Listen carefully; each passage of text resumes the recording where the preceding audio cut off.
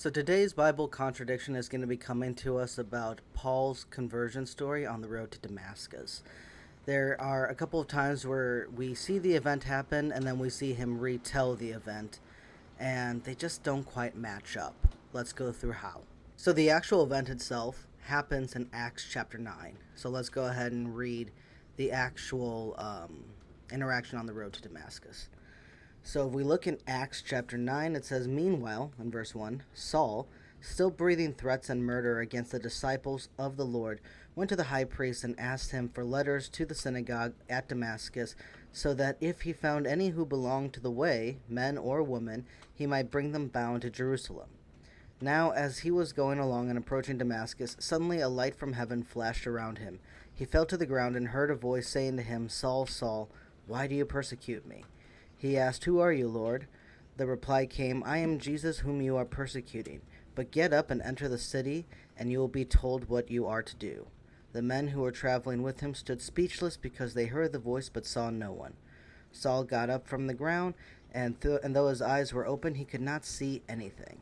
So they led him by the hand and brought him into Damascus. For 3 days he was without sight, and neither ate nor drank." And so let's take a look at what's going on here. So he's on the road to Damascus when suddenly a huge light from heaven shines all around him. He hears a voice saying, "Saul, Saul, why do you persecute me?" He responds, "Who are you, Lord?" And the voice says, "I'm Jesus. Get up, go to the city, and you'll be given further instructions." It says the men who were with him just stood speechless because they heard the voice, but they didn't see anyone. So we see that Paul has this interaction on the road. He's stricken blind, and the people that are with him, they only hear the voice. They don't see the light. They don't see anyone. And Paul is given instruction to go to the city and wait for further orders. So now that we have that read in Acts 9, let's skip ahead to when Paul retells his story. All right, so now we're going to jump ahead to Acts chapter 22, and we're going to start in verse 4. So starting in verse 4, it says, speaking of Paul, of his deconversion story, "I persecuted this way up to the point of death by binding them both, men and women, and putting them in prison, as the high priest and the whole council of elders can testify about me. From them I also received letters to the brothers in Damascus, and I went there in order to bind those who were there and bring them back to Jerusalem for punishment. While I was on my way and approaching Damascus, about noon a great light from heaven suddenly shone about me. I fell to the ground and heard a voice say to me, 'Saul, Saul, why are you persecuting me?' I answered, 'Who are you, Lord?' And then he said, 'I am Jesus of Nazareth whom you are persecuting.' Now those who were with me saw the light but did not hear the voice of the one who was speaking to me. I asked, 'What am I to do, Lord?' And the Lord said to me, 'Get up and go to Damascus.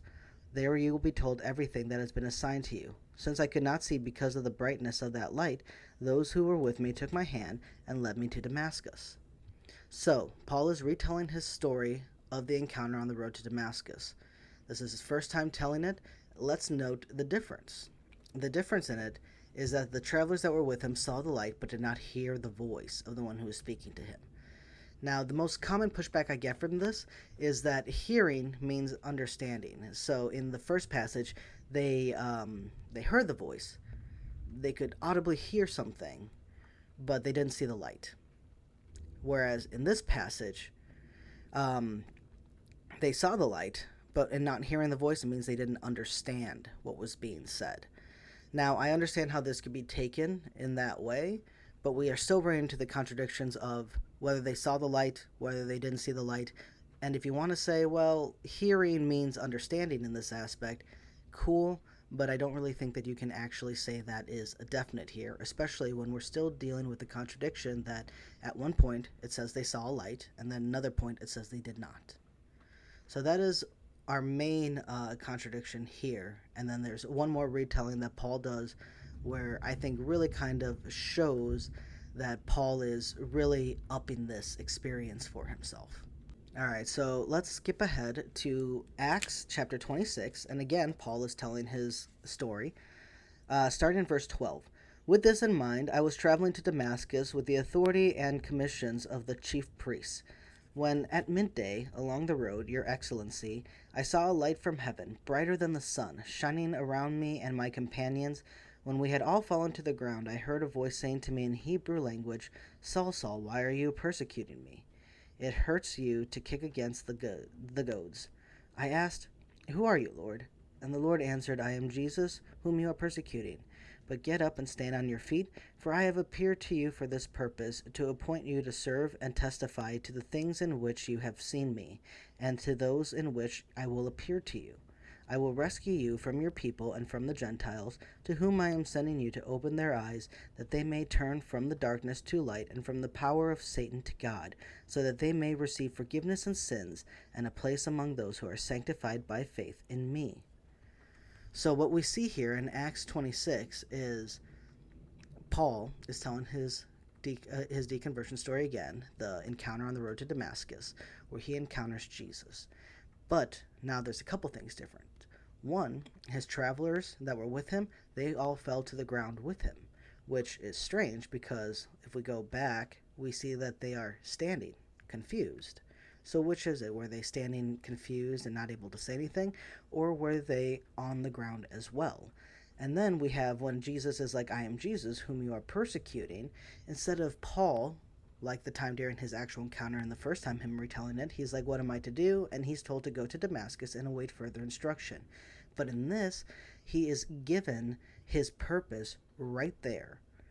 He is given his purpose that he is going to be sent to the Gentiles and he is going to be sent to bring others into the covenant, into faith. And it seems very interesting that the further we get away from the actual experience, it seems that Paul is making it more and more grand for himself.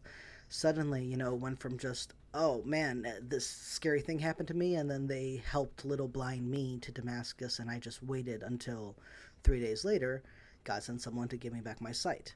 It's not quite that once we get to him talking to King Agrippa and making his story so much more than what it was by saying, we all were overcome, we all fell to the ground, and I was given this divine purpose right there on the road. The story very clearly changes in the same book of Acts. The story changes slightly 3 times, and each time it gets more and more intense for Paul, and it gets to the point where Paul is given this divine revelation on the road to Damascus with his purpose intact, and he knows exactly what he ought to do.